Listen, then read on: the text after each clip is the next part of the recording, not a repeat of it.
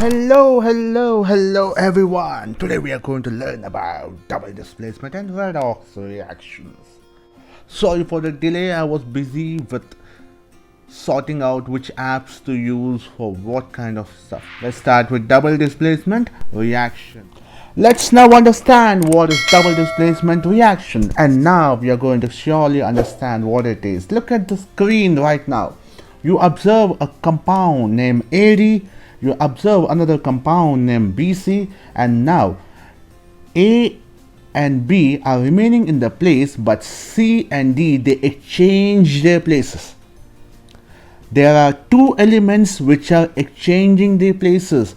You find there AC and BD. C is taking the place of D and D is taking the place of C. Such kind of reactions are called as double displacement reactions. I repeat again, such kind of reactions are called as double displacement reaction, where both the elements exchange themselves, forming a new compound. Both the elements exchange themselves to form a new compound. They are called as double displacement reaction. Okay, let's look at the example right now. We have on the screen, that is sodium sulfate and barium chloride, which gives rise to barium sulfate and sodium chloride. Now look at the screen carefully. This is A, this is B, this is D, barium is B, chlorine is C. Now here's this turns to be barium B, sulfate D, sodium A, and this one is chlorine C. This is called as, such kind of reactions are called as double displacement reaction, where two elements exchange themselves. I hope everybody are understanding what you mean by double displacement reaction, and next we are going to play a video and we are going to understand what is exactly happening there. Hello everyone, and welcome back to the lab. In this video, I will be demonstrating a double displacement reaction by combining solutions of sodium sulfide and copper sulfate to produce sodium sulfate and a precipitate of copper sulfide. The general formula for a reaction like this is shown here. First, I prepared a copper sulfate solution by dissolving a small quantity of copper sulfate, probably about 0.5 grams, into about 5 milliliters of water. I have here an approximately 0.1 molar solution of sodium sulfide in water. I will now drip the sodium sulfide solution slowly into the test tube.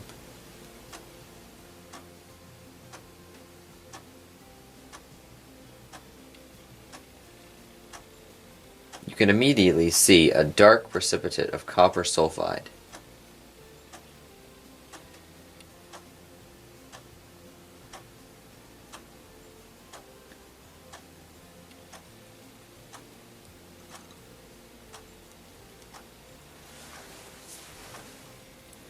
Right now, the copper sulfide is concentrated near the top.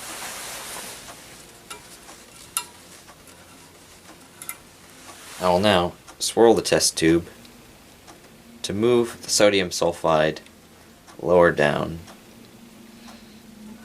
As it moves down, more copper sulfide is precipitated.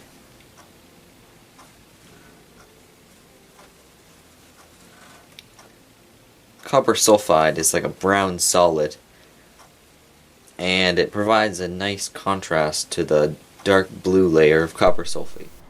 Okay, in the video we have discussed this example only. The example explains here CuSO4, that's copper sulfate, sodium sulfide, copper sulfide, and sodium sulfate.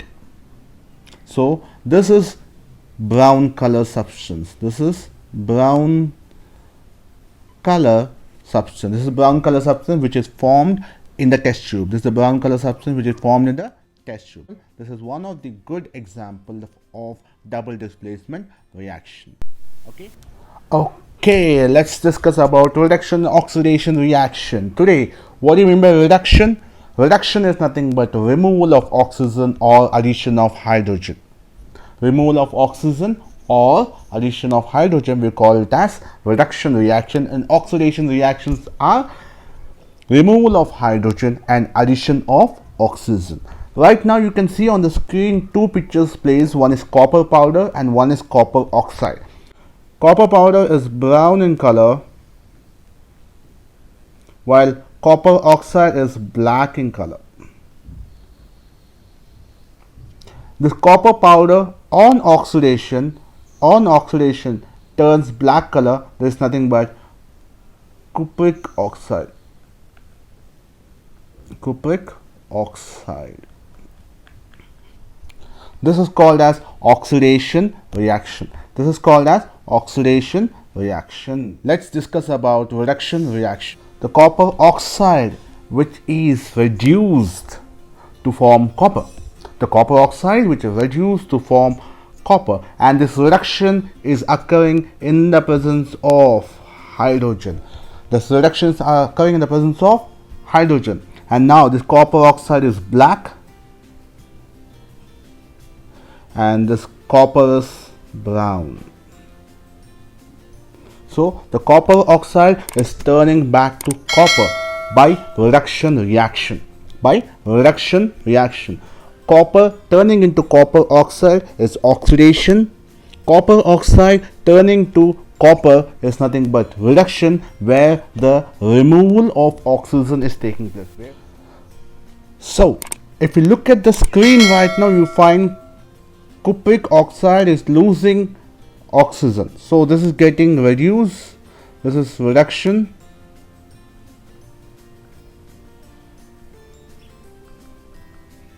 and this is gaining oxygen, so this is oxidation. So this is reduction and this is oxidation, which is overall reaction explained right now.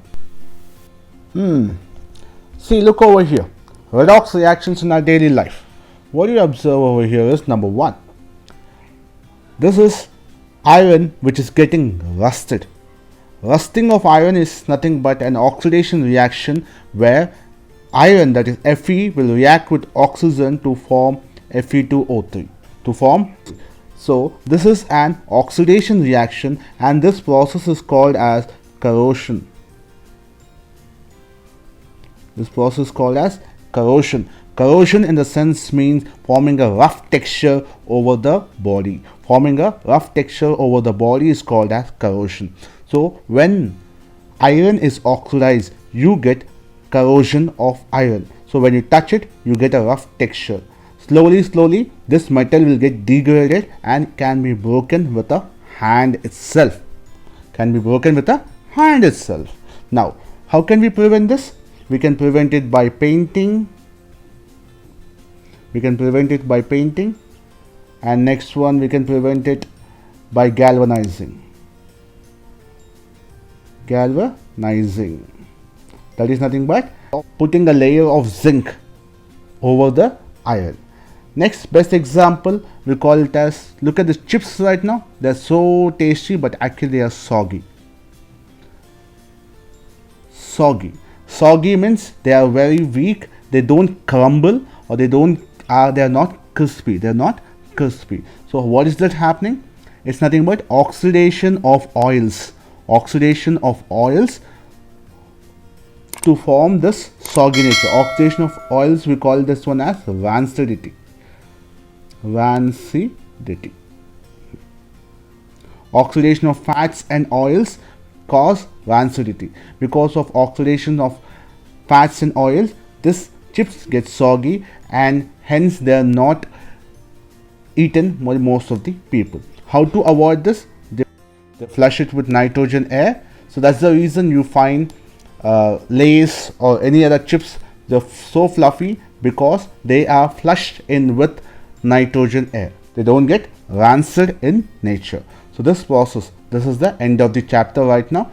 Next class we are going to start with physics, that is light.